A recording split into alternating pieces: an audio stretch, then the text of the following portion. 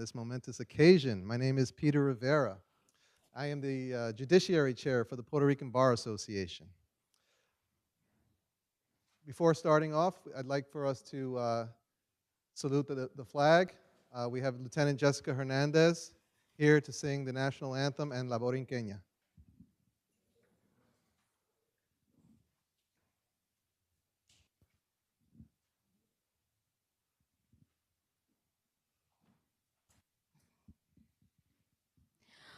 Oh,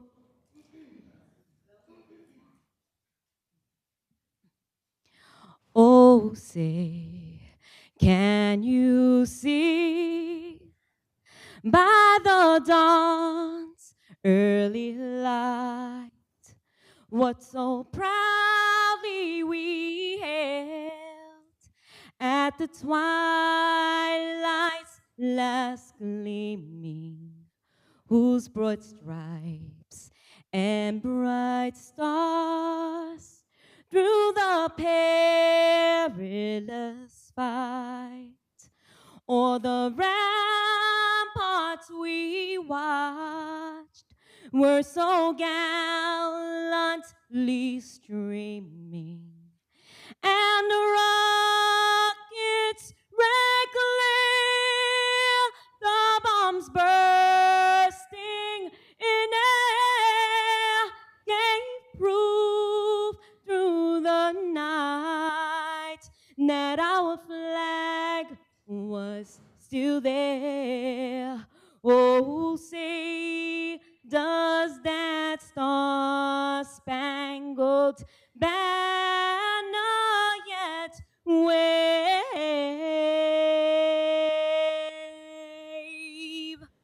o'er the land of the free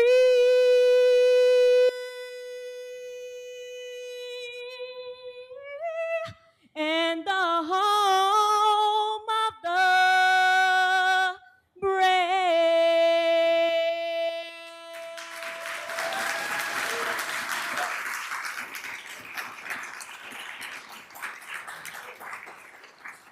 La tierra de Borinquen, donde he nacido yo, es un jardín florido de mágico primor, un cielo siempre nítido, recibe de docel y dan arrullos plácidos las olas a sus pies. Cuando a sus playas llegó Colón, exclamó lleno de admiración: oh, oh, oh, esta es la linda tierra que busco yo. Es Borinquen la hija del mar y el sol, del mar y el sol, del mar y el sol, del mar y el sol, del mar y el sol.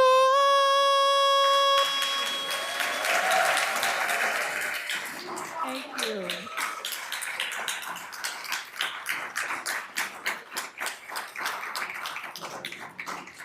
Thank you, Lieutenant Hernandez.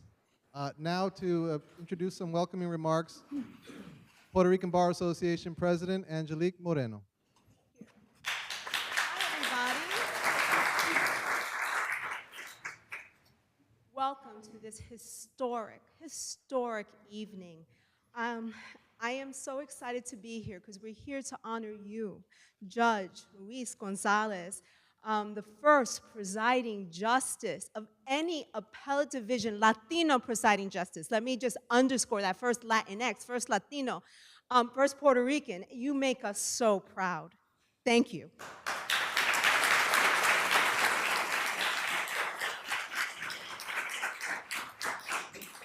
And I want us all to recognize that he set fire to the First Department, and he opened the doors for so many.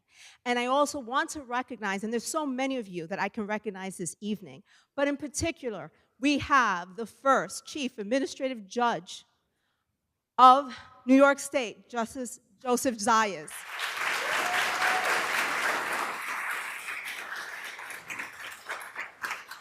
We also have the first Latino, the first Puerto Rican presiding justice of the Second Department, Judge Hector Lasayas. Thank you. We wouldn't be complete without honoring or mentioning Justice Carmen Saparik, the first Court of Appeals Puerto Rican Latina judge.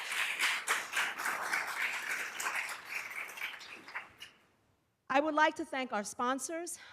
Without them, we couldn't have this amazing event tonight, as well as the portrait you will all see shortly. To begin, I would like to thank our platinum sponsors, Bora Goldstein, Okendo Duraco, did I pronounce that correct? I'm sorry if I didn't. The Miram Group, National Arbitration and Mediation. Our gold sponsors, thank you, Evanzino Moreno, Kim Conroy, Esquire, New York State Trial Lawyers Association, Richter Restrepo. Silver sponsors, Council Press, Catholic Lawyers of King County, Robinson Iglesias, Esquire, Maria Matos, Esquire, New York City Trial Lawyers Alliance, New York State Bar Association, New York State Academy of Trial Lawyers, and the Pagan Law Firm. And our bronze sponsors, the Dominican Bar Association and Judge Carmen Saparik. Thank you. I would like to turn over the program to Peter, who I have to give a shout out. He has done a phenomenal job. He is our chair, but he's been working on this so hard for the past 2 years, and I just want to give him a shout out. And before you take this away from me, I also want to say from the Puerto Rican Bar Association, we also want to give a shout out, and if you don't mind, Judge, to Judge Wilma Guzman, who's her birthday today. Happy birthday, Judge.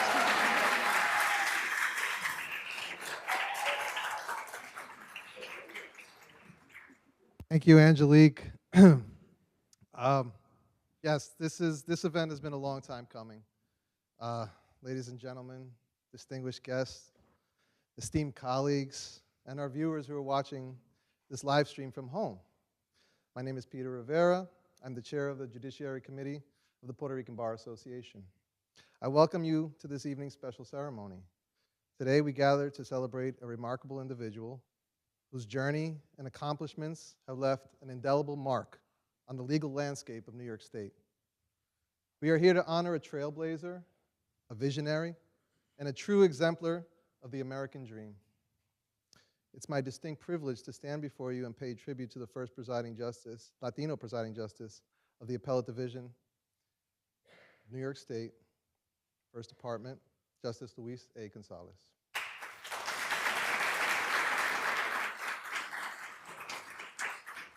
I would be remiss if I did not first thank those that have helped us to get here today. I'd like to thank Justice Gonzalez for being here and to acknowledge the presence of the judge's family, his daughters Ada and Nydia, their mother Vivian, and his grandchildren Alexis and Samuel.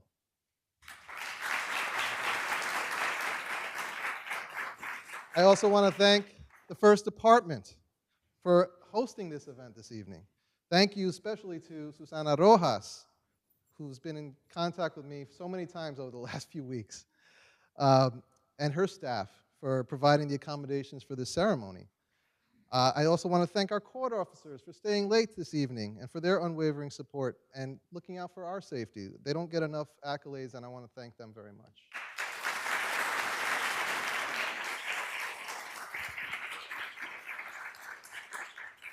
Thank you, Presiding Justice Renwick, and thank you to Associate Justice Sally Mansonet-Daniels for your help in putting this together as well. Thank you very much. I also want to thank the artist of the portrait who was here this evening, Hipólito Torres, without whom none of this would be possible either. Thank you.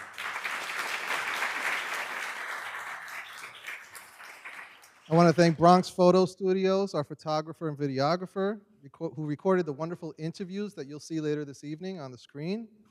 I want to thank our film editor, Kristen Williamson, and as well I want to thank the Bronx County Bar Association for lending us their space in the Bronx Supreme Courthouse to conduct many of the interviews that you'll see here tonight. Thank you to our caterer, Casa de Adela, and Innovative Servers for their reception that we're going to have after this event. And of course, I can't possibly stand up here without thanking the board of the Puerto Rican Bar Association. Thank you to my fellow board members, to the Judiciary Committee for your tireless work and your efforts in helping to put this together. You all have full-time jobs, you all have families to go home to in the evenings, and yet you still work hard to put events like this together so that we can gather and honor our forebears. So thank you very much. Last thank you, and I promise we'll move forward.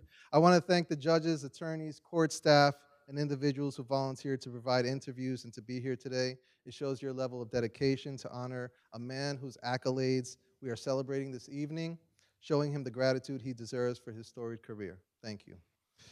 The road to this historic achievement was not an easy one, but Justice Gonzalez always rose to the occasion with unwavering determination and unyielding commitment to justice. Born to humble beginnings, he knew the importance of hard work, resilience, and unwavering dedication. Through sheer grit and unrelenting pursuit of excellence, Justice Gonzalez carved a path that not only challenged societal norms, but also inspired countless others to follow. Throughout his legal career, he demonstrated a deep-seated passion for justice and a steadfast commitment to serving the community. His ascent from law school to the bench was a testament to his legal acumen, integrity, and unwavering belief in the principles upon which our legal system is founded. It was a journey that exemplified the ideals of meritocracy and equality of opportunity, transcending barriers that were once thought insurmountable. As the first presiding justice of Latino descent in New York State, Justice Gonzalez brought a unique and invaluable perspective to the judiciary. This perspective has enriched the law with cultural diversity and provided a fresh lens through which justice was dispensed. His tenure on the bench not only exemplified the impartiality, wisdom, and fairness we expect from our jurists, but also instilled a profound sense of trust and confidence in the judicial system. His contributions to the legal community extend far beyond his historic appointment. His dedication to mentoring and inspiring young lawyers, especially those from underrepresented backgrounds, has left an incredible legacy. The doors he opened for others were not just symbolic, they were practical pathways to opportunity and success for countless aspiring lawyers and judges. In honoring him today, we not only acknowledge his singular achievements, but also recognize the collective progress of society. His appointment to the bench was a milestone that represented the expansion of opportunities, the breaking of stereotypes, and the reaffirmation of our nation's fundamental principles of equality. And that was demonstrated recently. We were able to witness the first all-Latino bench in the Second Department when presiding Justice Hector Lasalle, Justices Betsy Barros, Helen Vucinas, and Lourdes Ventura all sat to hear oral arguments just 2 weeks ago.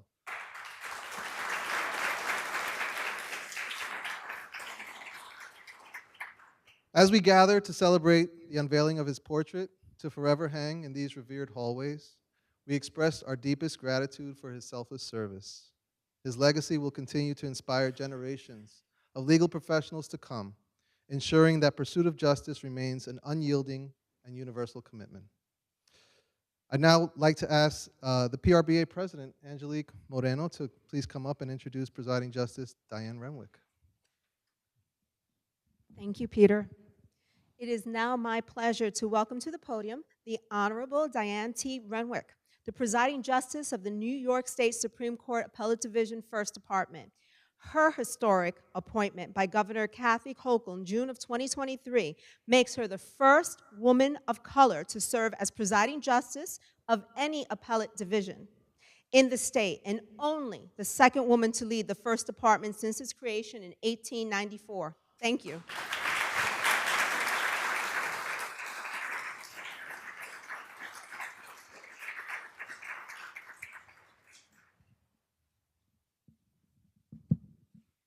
Thank you, Ms. Marino, for that generous introduction. Thank you. Good evening, everyone. Good evening. Welcome to the Appellate Division First Department, our home, the justices in my home, away from home. It's nice to welcome everybody and say that without calling a calendar, and I'm delighted that you've all joined us to celebrate this auspicious occasion. I want to begin by welcoming Justice Gonzalez back to this courtroom over which he presided for 6 years and extend a warm welcome to his beautiful family. It's been a long time since I've seen you, and you totally are grown up. So it's wonderful to see you. Before I give my brief remarks, I do want to take a moment, maybe just a bit more than a moment, to recognize a few esteemed colleagues in attendance this afternoon. I will try to be swift, let's say. First, Chief Administrative Judge Gonzalez, who's been busy crisscrossing this state, supporting and advocating for the judges and courts of this state. Thank you very much. My partner across the river, presiding Justice Hector Lasalle. I'm going to ask that you hold your applause because that will add an extra 10 minutes. So, but I do want to congratulate Hector Lasalle Justice Lasalle for an excellent program last Friday, Latinas Leading in the 21st Century. It was excellent, and I hope that we have many more opportunities like that, both in your department and mine, to follow up with such informative programming. Thank you. Deputy Chief Administrative Judge for Justice Initiatives, Edwina Richardson. My immediate predecessor, former PJ of the First Department, Rolando Acosta. I know you want to do a whoop whoop. I'm going to ask you to hold on. Former Court of Appeals Judge Carmen Beauchamp-Saparic. And to my esteemed colleagues, I'm going to name every one of you because you deserve it. Sally Manzanet Daniels. I'm going to ask you to stand. Barbara Kapnick, Troy Weber, Cynthia Kern, Anil Singh here? No. David Friedman, Ellen Gessmer, Peter Moulton, Lisbeth Gonzalez, Tanya Kennedy, Sally Ann Scarpulo, Manuel Mendez, Julio? No, I don't see him. No? Okay, sorry. Oh, okay, all right. So I'll just name him because I thought he was here. In order of seniority, I have to continue. Bahati Pitt, John Higgett, although you have changed your seating on me a little bit. Yannette Rosado, what? She was here. I saw her. Okay, and Kelly O'Neill Levy. And of course, we have our former colleague, the Honorable Darcel Clark, who is now the Bronx District Attorney. Just want them all to stand for a minute. They've all contributed to the jurisprudence of this court. Thank you. And to my second department colleagues, obviously, in addition to Judge Lasalle, is Deborah Dowling here? I don't see her, but Helen Vucinas is here? Yes. So go ahead and stand. Lourdes Ventura and retired Justice Rinaldo Rivera. Thank you for being here.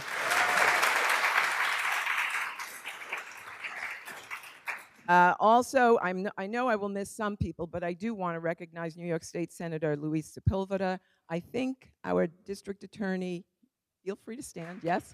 I believe the district attorney from Brooklyn, Eric Gonzalez, was here. Is he here? I saw. Thank you for being here. We have Judge Doris Gonzalez, the administrative judge, and then there are so many judges here. Would all please rise? All the judges, please rise. Come on, make it fast. We know you're here.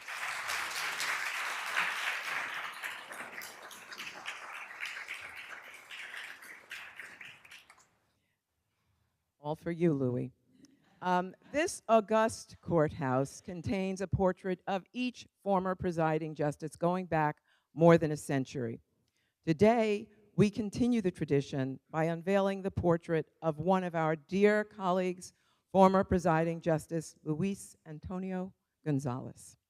Justice Gonzalez served as an Associate Justice of the Court from 2002 to 2009, and as presiding justice from 2009 to 2015. He was the 20th presiding justice of this court and only the 4th presiding justice elected in the Bronx. As all of you know, he was a trailblazer, as has already been said, as the first presiding justice in the state of Latino descent, a native of Manatí, Puerto Rico. Every presiding justice has a particular style with which he or she leads the court. Justice Gonzalez's was de corazón, from the heart. He led this court with a level of compassion and concern for each person that characterized his tenure as presiding justice. Justice Gonzalez likely wouldn't tell you himself, but beyond his gentle demeanor and leadership style, he was a brilliant judge. A judge with outstanding wisdom, sense of fairness, and capacity to listen. I never once saw a lawyer get a specious argument past Justice Gonzalez. He was always well-versed on the facts and the law of each case, asking probing questions while always maintaining complete control and a pleasant disposition. It used to be people just talked about IQ. Now they talk about IQ and EQ and how a person either has one or the other. But it's rare that they talk about a person who has both. Well, Louis is the rare individual who has high scores in both IQ and EQ. I remember once when there was an emergency in the court. It was someone took ill or something happened. I don't recall exactly what it was, but it was a 4-person bench and it was 1 person short. It was noon. Argument begins here at 2 p.m.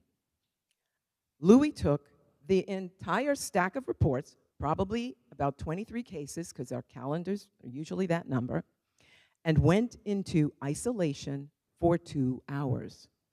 When he emerged and took the bench, it was all cylinders firing, as if he had 2 weeks to prepare and not 2 hours to review those cases. It was amazing to watch you, Louis.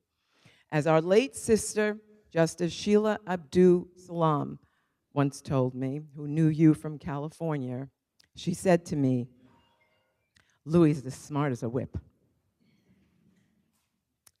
Louis is a humble man, never one to brag about himself. Instead, he'd prefer to throw you off course with his self-deprecating humor. He is a wonderfully endearing human being. Louis, when you retired, we lost not only your brilliant legal acumen, but also your humanity, kind-heartedness, and good humor. The consolation is that your work will live on through our jurisprudence, and your warmth will radiate through these halls thanks to your lasting impact and this portrait that will be unveiled this afternoon.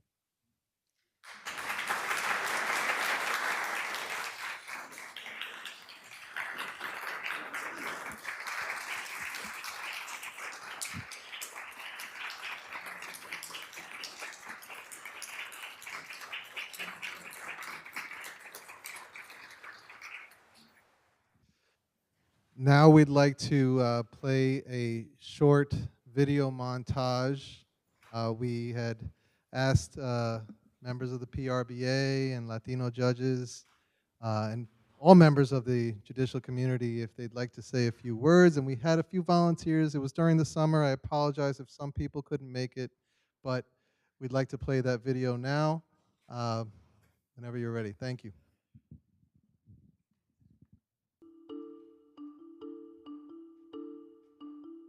Good evening, everyone. Thank you for the opportunity to say a few words about the unveiling of the portrait of retired Presiding Justice Luis Gonzalez. It is very exciting for me to see this project finally be brought to fruition and to be present to witness the unveiling myself. PJ, congratulations on the unveiling of your portrait. I, for one, am very honored to have the opportunity to address you. The Latino Judges Association extends a heartfelt congratulations to retired Presiding Justice Luis A. Gonzalez. When I met Judge Gonzalez, I was a new law clerk to Judge Rolando Acosta, and I learned that my high school friend, Justice Sally Manzanet, was Judge Gonzalez's law clerk as well. And I instantly knew Judge Gonzalez had to be a great judge if Sally was working for him. From a professional perspective, let me say that I consider him one of the most intellectually gifted justices our community has ever produced. He also imparted his wisdom and expressed his unwavering support for progress and empowerment for me and countless others. You have been a member of the New York State Judiciary for many, many years. If it wasn't for someone like you, I would never have had the opportunity to serve as presiding justice in the Second Department. He is a proud Puerto Rican who embraced his heritage and the Latino community as a whole. He kept true to the ideals of the Latino Judges Association by encouraging judicial service among Latinos and educating the public about the judicial system and the role of our association. We all have such similar stories, but his started first. Humble kid from Hell's Kitchen, you know, originally from Manatí, Puerto Rico, and he'll remind you of that. Coming from Puerto Rico during the 50s and accomplishing everything that he did, his milestones paved the way for us. He is a fixture in our history. You cannot know the Latino legal community without knowing our history, and you cannot know our history without the likes of a Luis Gonzalez. He entered the legal profession to make a difference because there was such a lack of minority attorneys when he went to law school. Justice Gonzalez had a varied career. We first met and worked together at the South Bronx Community Housing Corporation. So he touched upon housing court, civil court, Supreme Court, the appellate division, then as presiding justice. Whether he was administrative judge of Bronx Civil Supreme, or whether he was the presiding justice of the appellate division First Department, he never forgot where he came from. But then when he became the first Latino presiding justice of the most formal, respected court in New York State, it's like we hit the lotto. There was never before him a Hispanic presiding judge. So that achievement in and of itself, it has been astonishing. He never forgot who he was, and he understood the responsibilities that he carried on his shoulders. He told me about how the community coalesced in the Bronx to make sure to lift him up and get him there. And he continues to pay it forward. He was willing to teach us about history, protecting Latinos, attorneys and judges, and those of us who had a great work ethic. He supported and advocated for us, which is important, and to give us access and a seat at the table, which was incredible. His rise made us all rise. To know that he was there in such a high position, it just gave us a lot of hope and aspirations for those of us that one day thought we might go to the bench. Just the fact that someone that looked like me, talked like me, came from where I came from was very inspiring. It always reminded me that the reason why we go into the law is human needs, to always remember that there are others that look onto you for inspiration. I believe in his beliefs. I believe in that open door. I believe in that help that's necessary to continue the legacy that he's already put forward. And we're very proud that as we sit here in the New York State Appellate Division to say we have a Boricua, a Puerto Rican, who made it here. It gave you a sense that finally we're acknowledged for our hard work too, and there is someone here of Latino descent who understood what that meant. Who dispensed justice without bias or favor and provided a clear example on what it is to serve as a justice of the state of New York in the county of the Bronx. But he made it so warm to have you feel that you could enter any courtroom and stand tall. And his opinions speak volumes to the work that the First Department did under his leadership. The indelible legacy of presiding Justice Luis A. Gonzalez's contribution as the first Latino presiding justice in the state of New York will continue to bear fruit from the many seeds he planted. But it is Luis Gonzalez, the human being, that I love most. It's important for people to know that behind that title, behind the presiding justice or the appellate division First Department, which can be very intimidating to folks, there's a human being behind it. I believe that people who know him, the best that they will remember from him, he was always, always very generous with his time. He was always approachable, especially to students and young attorneys. His work ethic, his ability to speak to anyone about anything, and always having an open door. He just has this infectious smile and energy about him. How witty he is. I was immediately struck by his authenticity and his humor. He is a true people person, and his humility is truly disarming. He always had a great smile, was very welcoming, and found a connection that would inevitably lead to joy and laughter. And he's always been a very humble person. Courageous, strong, intelligent. He had the patience of a saint. It shows strength, not by being stern, but by always smiling. He taught me so much, and I will forever be indebted and grateful to him. Thank you, Justice Gonzalez, for paving a path and blazing a trail for us, demonstrating by the trajectory of your life the heights we can reach. You have been an inspiration and encouragement to not only to me, but to so many others. On behalf of all of your friends at the Bronx County Bar Association, I want to congratulate you on your career, on your continued impact to our community, and on being what we feel is one of our own from the Bronx. I love you and I wish you all the best. And congratulations on this accomplishment with your portrait. Besos y amor. Gracias, mi hermano. Te quiero mucho y siempre. We miss you. Thank you, Justice Gonzalez, for your leadership and all the amazing firsts in your life and profession. PJ, congratulations. I couldn't be more proud to follow in your footsteps. I wish you the best of luck going forward.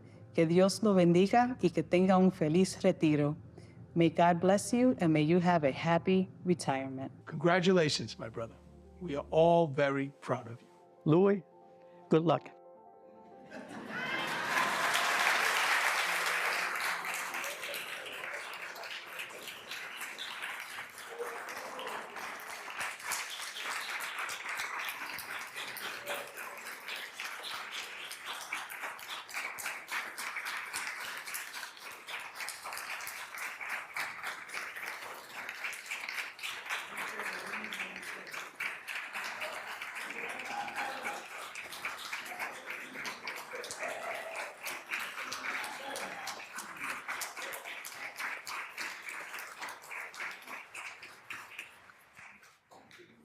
Judge, there's two more people that we're going to have speak. I'm sorry.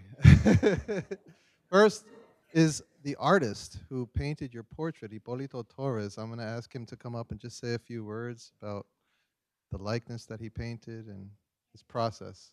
So, Hipólito, would you please come up and say a couple words? Can you hear me? Hello.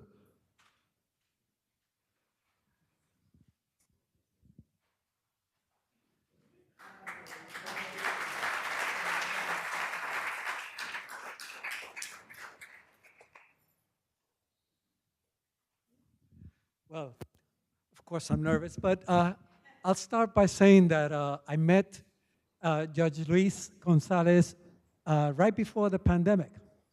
And so I went to Madrid, Spain, and the pandemic hit over there. There was a lockdown, and that's when I started to paint during that time, and I painted his portrait then.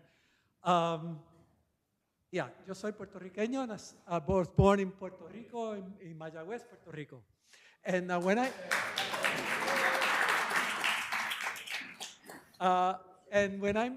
met Judge Luis, I found him to be a very incredibly down-to-earth person. And we went and we had dinner, and then afterwards we took the train back, and we were talking about this singer in Puerto Rico que se llama Felipe Rodríguez. And we started a conversation. So he was a person that I was saying, I wanted to really paint. And that's all I say. I studied at the High School of Art and Design, and I studied in the Art Students League. And the first time I went there was this very famous painter, and he told me, he was the instructor, I asked him, what should I do? And he tells me, put paint on the canvas, and then walked away. Yeah, but he came back later and told me the head's too big. Okay. Thank you, Hipólito. And now, to introduce Judge Gonzalez, a few words from your former law clerk, who we know as Justice Sally Manzanet Daniel.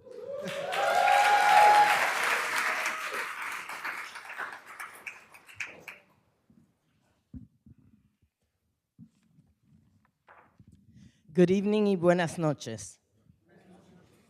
Allow me to begin by extending my personal gratitude to the leadership of the Puerto Rican Bar Association and its president, Angelique Moreno, for the incredible privilege of introducing my judge, my mentor, my familia, and our community's first Latino presiding justice in the history of this state, of any appellate division, the Honorable Luis Antonio Gonzalez.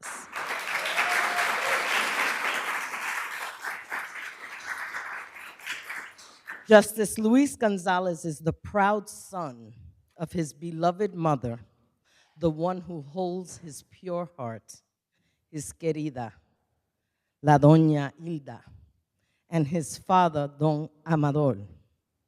He is joined here, as was mentioned previously, on this momentous occasion by his daughters, Aida and Nydia, their mother, Vivian, and their adored and loved grandchildren, Alexis and Samuel. You are beautiful. Almost 26 years ago, I was blessed with the opportunity to expand my professional horizons and become the principal law clerk to Justice Luis Gonzalez in Bronx Supreme Court civil term. He gave this then young, aspiring Latina lawyer with 8 years of only criminal law experience a chance. I will forever be grateful. So permit me a moment to introduce you to the man, the jurist, but above all, el hombre puertorriqueño lleno de orgullo en su herencia. Translation: this tremendous Puerto Rican man filled with pride of his heritage. As was stated earlier, he was born in Manatí, Puerto Rico, and migrated with his family to the United States, where they planted roots in Hell's Kitchen, New York City, circa late 1950s. He received his Bachelor of Arts degree from Eastern Mennonite College in 1968, and most of you may not know where he played as guard for his university's basketball team. He went on to earn his Juris Doctorate in 1975 from Columbia University School of Law. Judge Gonzalez's career has had a consistent focus, one of service to the public at large and for his Latino community in particular. It included service as a young lawyer with the New York City Department of Investigation, as general counsel to the national director of the government of Puerto Rico, and later to the South Bronx Community Housing Corporation, where he met his friend, Judge Lucindo Suarez. In preparation for what would become a meteoric judicial journey, he served as hearing officer for the New York State Division of Housing and Community Renewal until his appointment in 1985 as a housing court judge.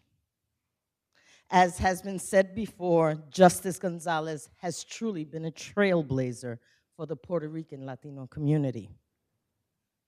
He has steadily broken the glass ceiling in the history of our New York State judiciary.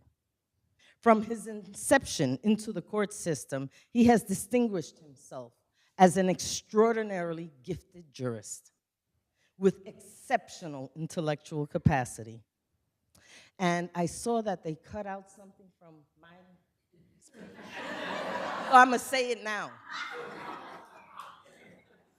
When I went to work for Justice Gonzalez, as I said, I only had criminal law experience. And so I was really trying to catch up and learn the civil side.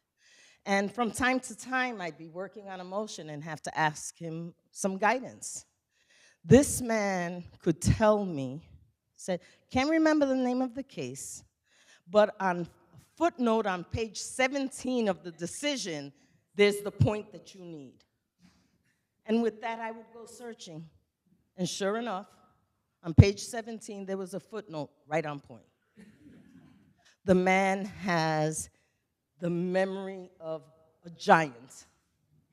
It's like telegraphic. He can read it and retain it forever. It is the most amazing thing I have ever seen. But I digressed. In short order, he was elected in Bronx County as judge of the civil court, immediately thereafter to the Supreme Court of the state of New York. And I had the good fortune to commence my service as his principal law clerk in 1997, just as Justice Gonzalez began his historic journey of firsts within the judiciary. In 1998, he became the first Latino justice to be appointed to the appellate term, First Department. A year later, in 1999, he became the first Latino administrative judge of the Bronx Supreme Court civil term, the first in our history.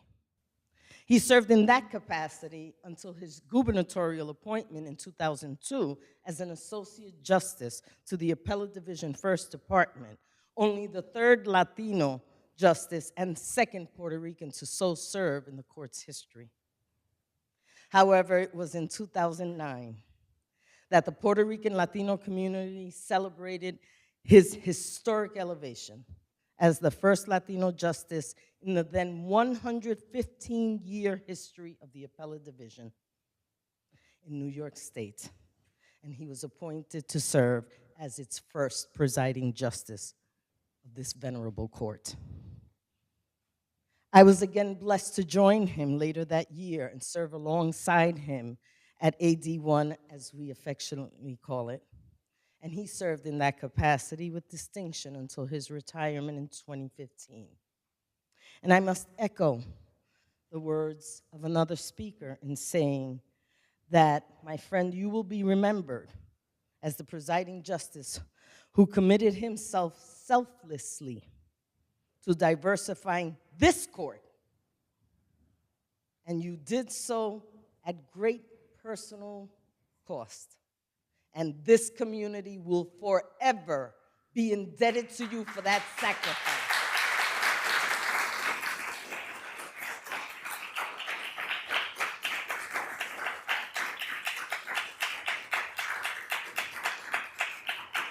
Thank you for taking those hits for us. Without it, the color in this room would not be what it is, and so we thank you. Now, I recall his observation as he approached his retirement. And he said to me one day in his chambers, you know, it's funny, because I began my journey in New York City on West 26th Street. And I am here about to end my judicial journey between 25th and 26th Street on the east side. So even he understood that life had brought him full circle. And we are so richly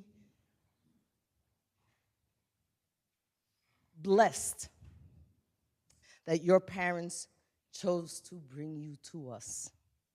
So, Doña Hilda and Don Amaldoval, gracias. Now, the last time we gathered here to celebrate this incredible jurist and human being, we publicly displayed, as is the tradition of this court, Justice Gonzalez's name in the majestic glass dome that is the centerpiece of this beautiful courtroom. His name is right there, just below Story and above Miller Hatch. And what I love is if you look at the names in this dome, it's the only Latino name and the only name with an accent. We are here.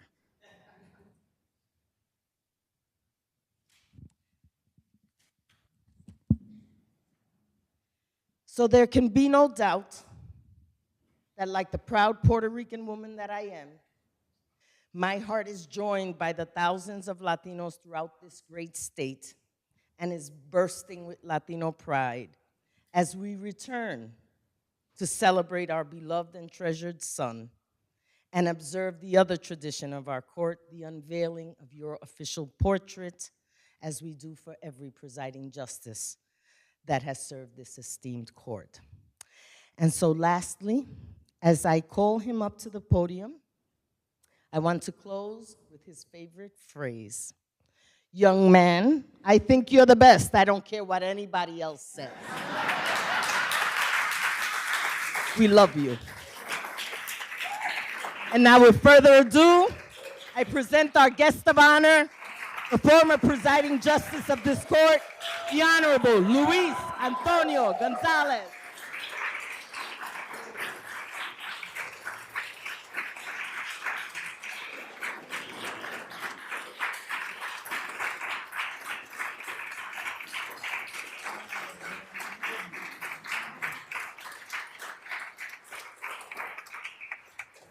Puerto Rican Bar Association celebrates presiding justice Luis A. Gonzalez, the first Latino presiding justice of the Appellate Division, a pioneer for Latinos in the judiciary, October 16, 2020.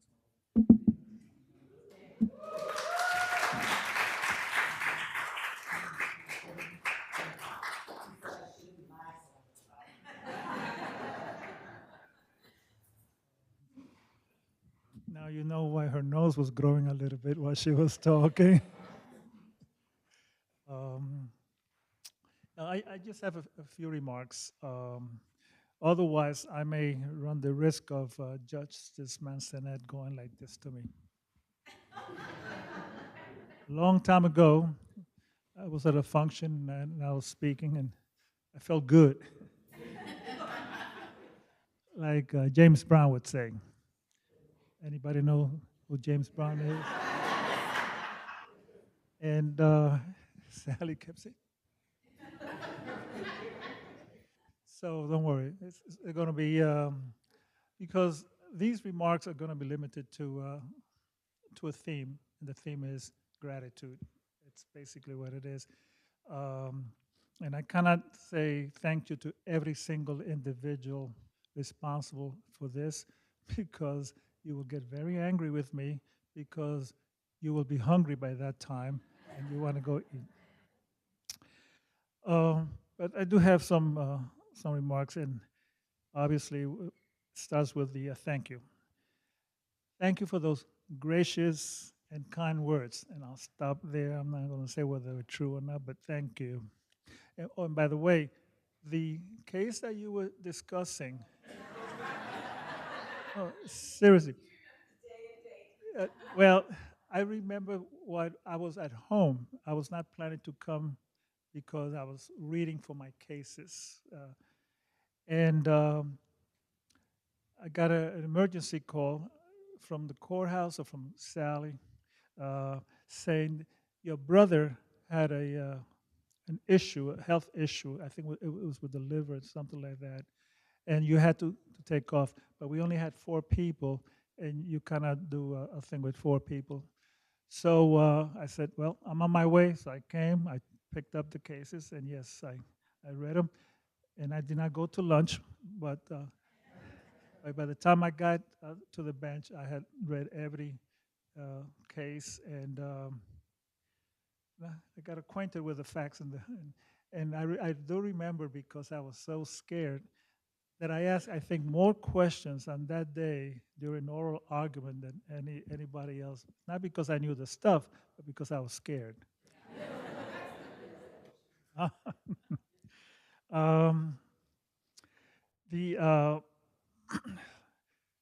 So as I was saying, I was truly grateful, or I am truly grateful and humbled by this honor. The fact that this ceremony, and there has been talk about this, is taking place during Hispanic Heritage Month, augments the joy of this moment. I think it is right that we recognize that our Hispanic trailblazers, 2 of our Hispanic trailblazers of this court, we have talked about trailblazers, but no one knows specifically who they were. The first one was Emilio Nunez, a Spaniard that came from Spain. And in 1968, Governor Rockefeller appointed him to the Appellate Division, First Department. And he stayed here, I think, until his retirement in 1977. And then, of course, the other one that many of you know, I think he'll be, wow, Carmen, you would know him probably more. I think it'll be like 94, 94 or 96 now. So, but if I'm not mistaken, he's still with us. And so we had a Spaniard, and we had the Puerto Rican John Caro, and then and John Caro was appointed, I think, in maybe 81, I think it was, by Governor Hugh Carey at that time. So they were the real trailblazers because we had no one before at that time. And by the way, a Spaniard, but Judge Emilio Nunez was a founding member of the Puerto Rican Bar Association. And a lot of people do not know that. I don't know cómo se colocó como puertorriqueño when he was a Spaniard. I don't know how he snuck in as a Puerto Rican, especially because he was a tall Spaniard, maybe about 6'1", 6'2", about the height of Justice Acosta. But unlike Judge Acosta, who's a husky guy, Judge Emilio Nunez was a very elegant man, you know, and the way he carried himself.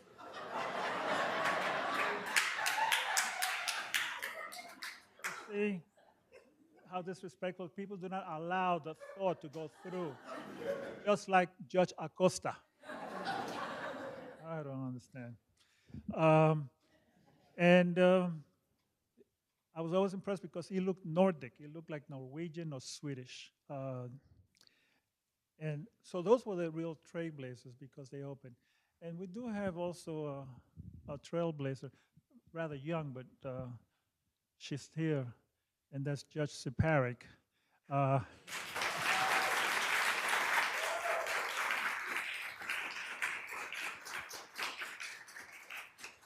Don't let the baby face fool you. She's at least 48. I know that. And by the way, you know, just a tidbit of information that has nothing to do with this, but do you know that John Caro, before he went to law school and stuff like that, he was a truant officer for a person named Lee Harvey Oswald, who was the individual who is charged with assassinating President Kennedy. Maybe he didn't do such a good job with, as a truant officer.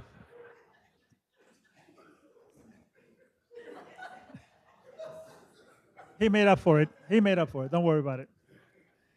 The opportunity, privilege, and honor to serve as a jurist for 31 years, which, as you have heard, included stints in the appellate term, in the administrative judge, and as a justice of this court, would not have been possible without the Bronx County community entrusting me with the awesome responsibility of doing justice. I mean, really, nothing like this happens unless someone has faith in you.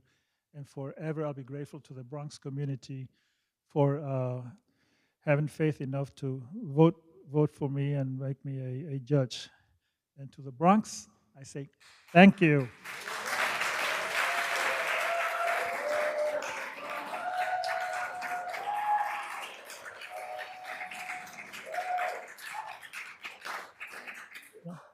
Furthermore, this journey as a jurist would not have been sustained without the support of community leaders. And by community leaders, that's another way of saying political leaders, because you have to have political support in order to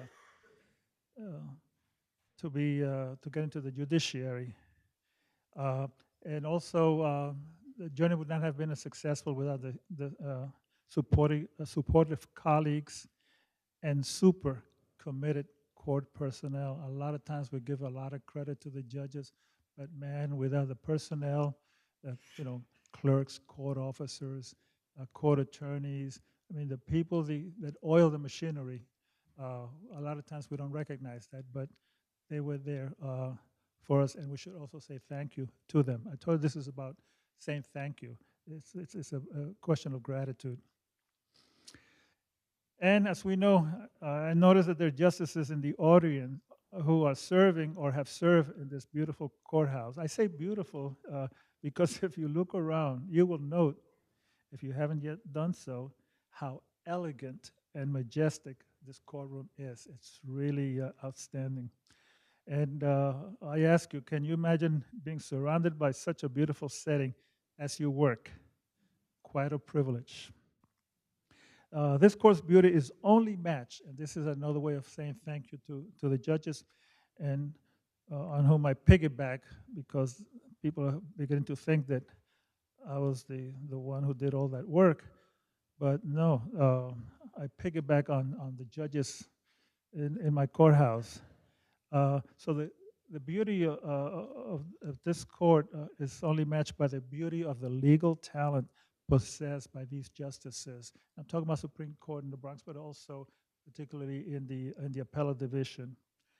As you may know, many of the decisions authored by this court have served for generations as guidance to many courts throughout many jurisdictions. And, you know, I don't want to brag, but maybe throughout the United States.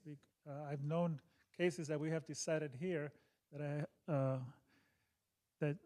I had one case involving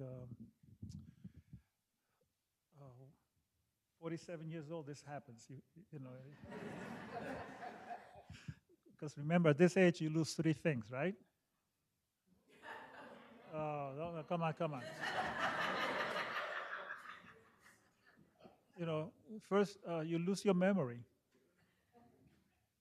I forgot the other 2 now.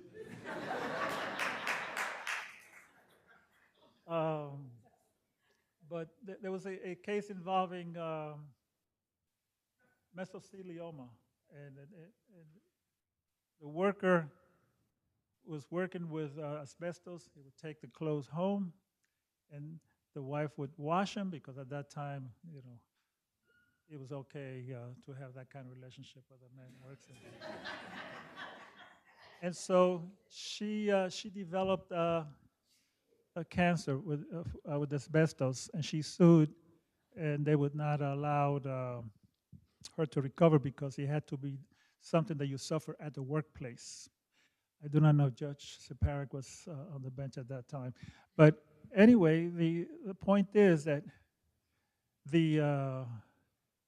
I said, forget about, what was that judge, famous judge who was the master of the common law, New York Chief Judge. Then he went to the U.S. Supreme Court in 1927. You guys don't know? Very good. You should have known that. Oh, okay. I know, I heard her. I just want to embarrass her. Remember he said, what was that thing that, with the slip, the banana peel on the... So anyway, notwithstanding his case, I decided the case, and may he rest in peace, and many of you remember him, Judge Sullivan. And Judge Sullivan was a very conservative individual. And so I made a decision in favor of the plaintiff that it doesn't apply here because it was foreseeable that it would be taken home, and then she would get this the asbestos cancer. So anyway, it's a long story, but the bottom line is that the Court of Appeals reversed. So, if Judge Sullivan voted with me, you know we had to be right. But the reason I mentioned this is how our decisions go all the way there. There was a Supreme Court decision by the Georgia Supreme Court, and they had the same exact case, and they discussed it, and they agreed with the Court of Appeals. However, the New Jersey Supreme Court, who one of the clerks called Bill O'Connell, who was my law clerk at that time, to discuss the case. And the New Jersey Supreme Court being as brilliant that it is, agreed with our decision. So by sharing those two things with you, it tells you how our decisions here a lot of times go out all over the United States. And by the way, I'm telling you, I'm sorry that you guys are hungry. Talking about Hispanic Heritage Month, I was fortunate enough to have been vouched in to the Court of Appeals, like I think Judge Acosta has been vouched into the Court of Appeals, for a case. The trial court judge was a Puerto Rican judge, Supreme Court. The judge involved in the appeal in the second department, because it was not the first department, of course. We would have had it right the first time. So it was in the second department. And then he went up to the Court of Appeals, and I was vouched in, and because it was a 3-3 tie, and so I was so the judge, the Supreme Court judge, Puerto Rican, the second department judge, who was, I think, the judge in the middle, what do you guys call him? The justice presiding? I knew that. Was a Puerto Rican.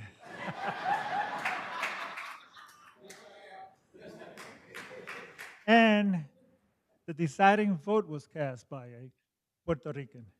So talking about Hispanic Heritage Month, look how it happened all the way. It was a very important case.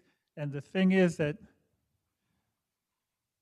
Judge Lippman, he lobbied, in his chambers, well, Louis, because he was going on one side.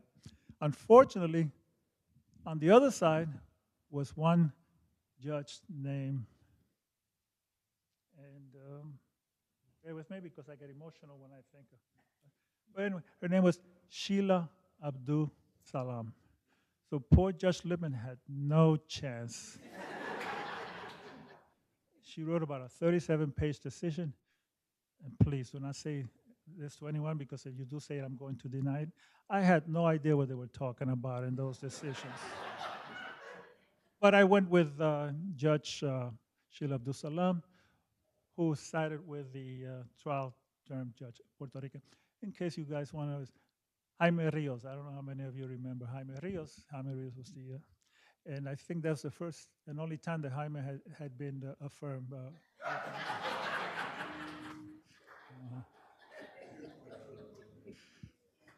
I can say that because Jaime is my brother, and he lives extremely happy near Judge Kapnick's mother's place in Florida. So we talk, and because he's my brother, I can insult him because he insults me. Okay.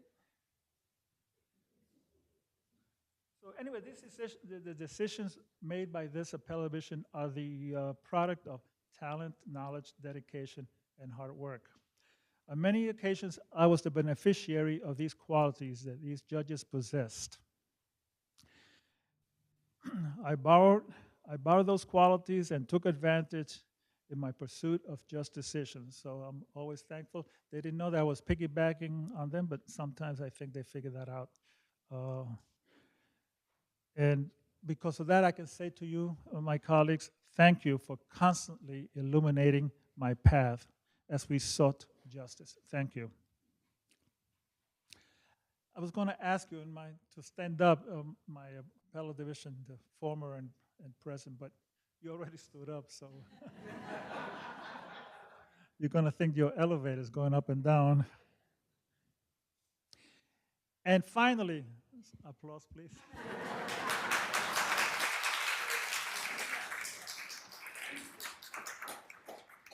This part of my remarks,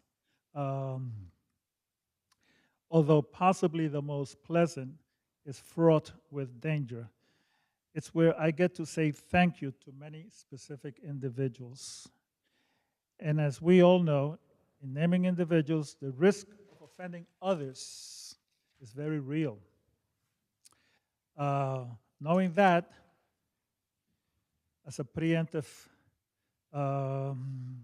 plea, plea of forgiveness, a preemptive plea of forgiveness is called for.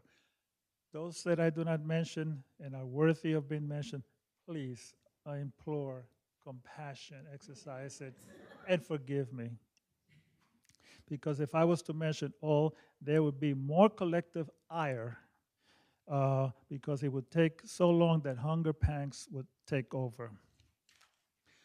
So basically, these are the names in not necessary any order. The initial people are the people in the Bronx, and several individuals stand out, and I think they really deserve a lot of credit because they were the ones who were pushing and making this possible. There was a gentleman who had passed away by the name of Ramon Velez. Ramon Velez spoke to Judge Israel Rubin, who was a judge in our court here, and he was the city administrative judge, to please give me a chance to housing court. And Judge Rubin said, okay, we'll give him a chance. It doesn't look that he's going to do such a good job, but we'll give him a chance. So they put me in housing court. And I have a young housing court lawyer here who started when he was young and I was young. I was 39. I was talking to you before. Are you still here? Yeah, right there. Those two kids. They were kids. At that time, we started in housing court together. And I thank you for being here after all these years and all those decisions I rendered against you. Thank you very much. And then we also have a gentleman who reminds me of the name Midas, because he had the magic touch when it came to making things happen behind the scenes to help people get ahead. He also reminds me of that song, some of you may be too young to know, by the Platters. It used to go, I'm not going to sing, you've got the magic touch. Anybody knows that song? I see. The Platters. Well, once you get to be 80, you'll see how it feels. So anyway, and that is Roberto Ramirez. Roberto Ramirez.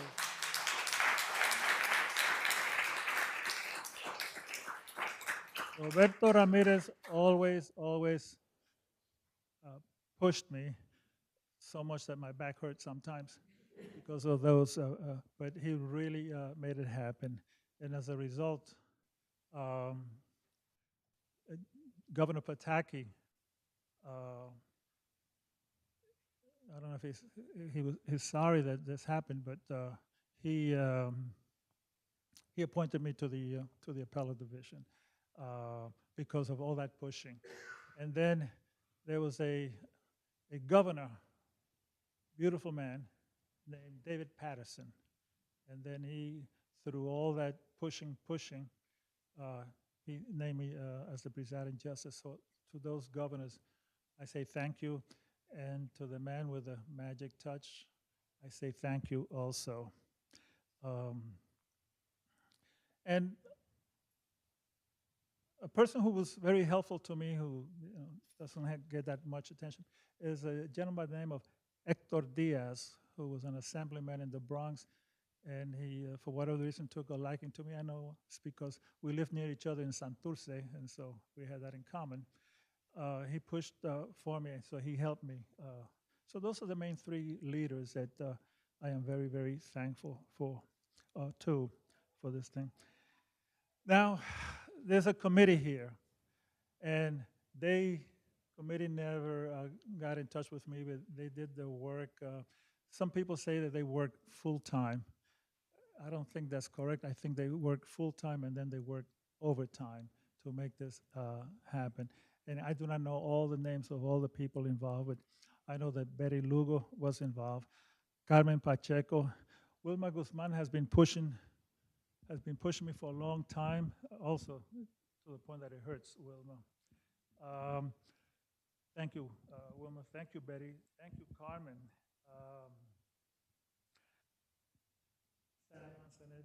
No matter what I say, will never be enough.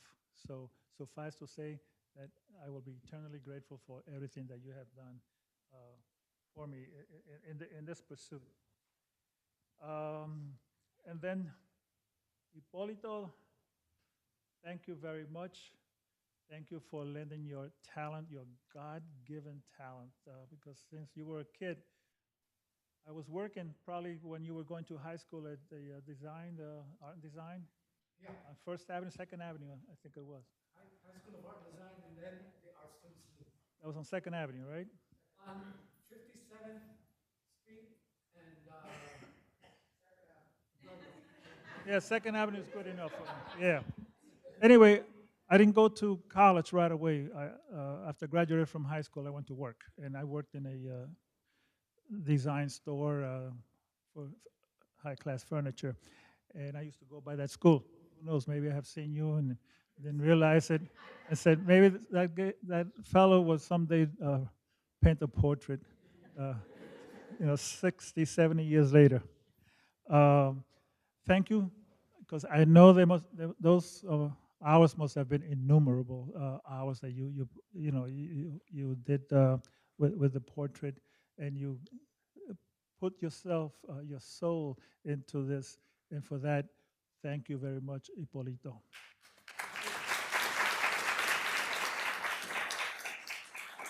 And then, Peter, I don't want to embarrass you, but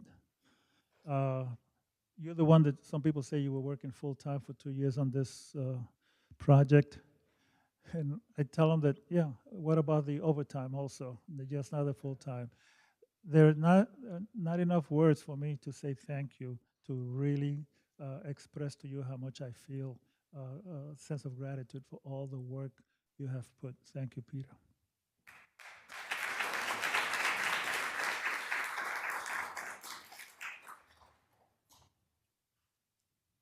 And then law clerks, I had 4. One was Judge Laura Douglas. Some people may know her from the Bronx Supreme. Judge, I forgot her last name, Sally Mansonet. William O'Connell and Linda Byrne.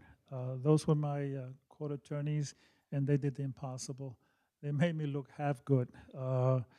If it had not been for them, there would have been no good. And the appellate division, Susana Rojas, thank you very much for the support that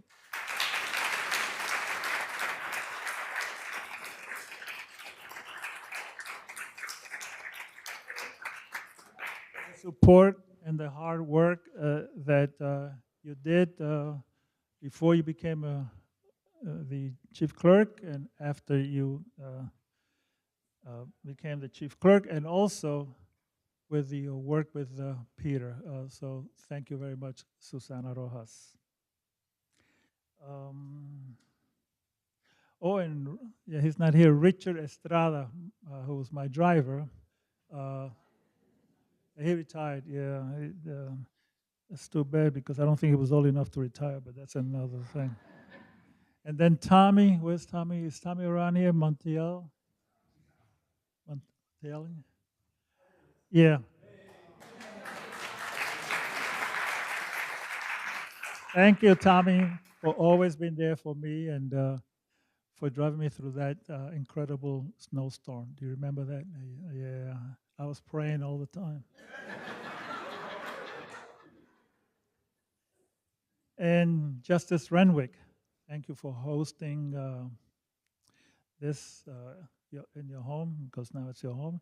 Since Judge Acosta abandoned it, now it's yours. So thank you very much. Ricardo Kendo, thank you very much for always being there, always being my colleague, y todo eso. Gracias. And some individual in here named Sepulveda, is it? Senator, who also happens to be what? My cousin. Isn't that amazing? On the Gonzalez side of the family, my bisabuela, how do you say bisabuela in English? Great-grandmother was I believe it was the aunt of his great-grandmother. She was from Las Marias. My bisabuela was from Lares. El Grito de Lares.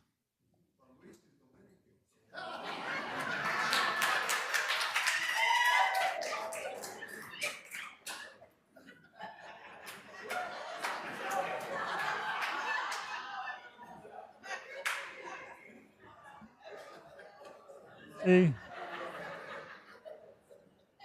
Rolando hasn't taken a good look at his shoes. Luis has 2 socks on.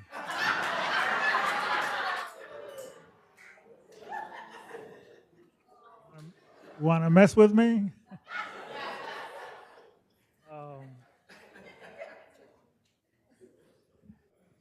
And we had, I think he may have left the district attorney from Brooklyn. Oh, he's there.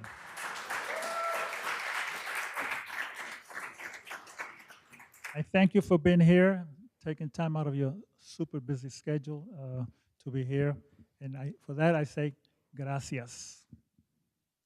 And then where's my friend, District Attorney Darcel Clark? Did she leave? Yeah.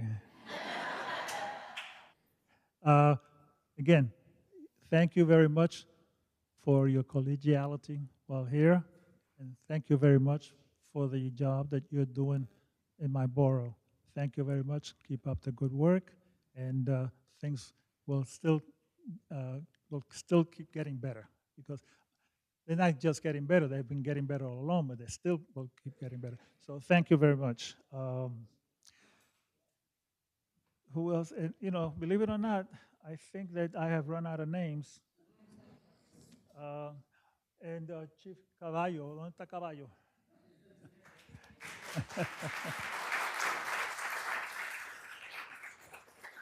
Caballo, which of course means horse, but that's okay. But it's a name of honor, because in the olden days it's a short for caballero, which was the equivalent of a knight. So thank you for always being super helpful. Always when we needed you, you were always there, and I thank you. And all the court officers in this courthouse, can't get a better bunch, folks. So I thank you very much. Okay. ¿Cómo? Oh, but I thought you took care of that already. Okay, so I told you sooner or later this is going to come up. Alexis, can you get up, please? Yeah, that's my granddaughter, Alexis.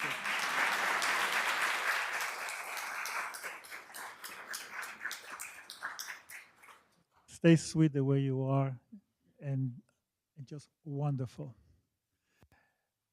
Now we're going to talk about Sam. Sam, can you stand up?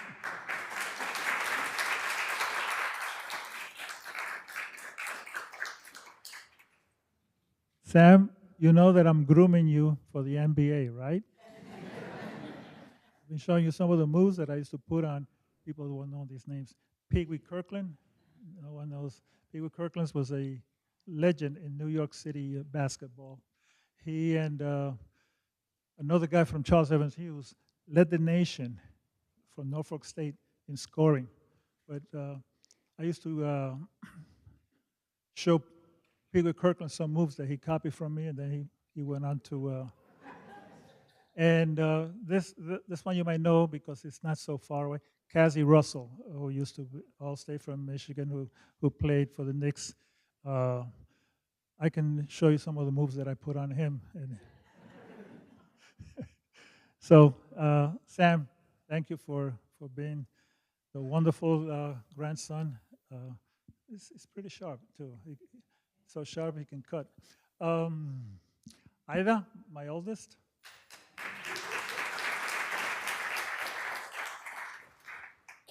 Nidia, my youngest. And Vivian, who we describe as the mother, has always been very supportive. And Vivian, thank you very much for the support. I don't think I have anything else to say except thank you. Thank you very much for being here. And remember, those names that I did not mention, I already ask for forgiveness. So be compassionate. Okay. Thank you.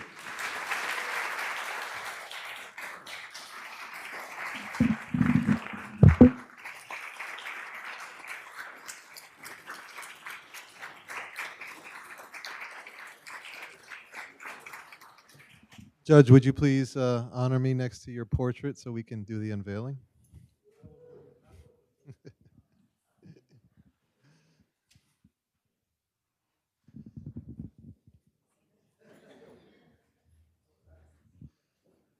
All right, everyone, the moment of truth. Yeah, you want to go on this side? Oh, yeah. Hipólito? Yeah. Yeah. All right, ladies and gentlemen, Justice Luis A. Gonzalez.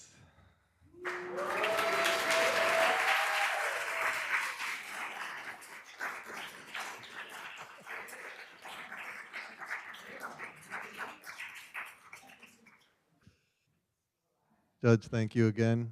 Congratulations on your retirement. God bless you. And may you have many wonderful years ahead of you.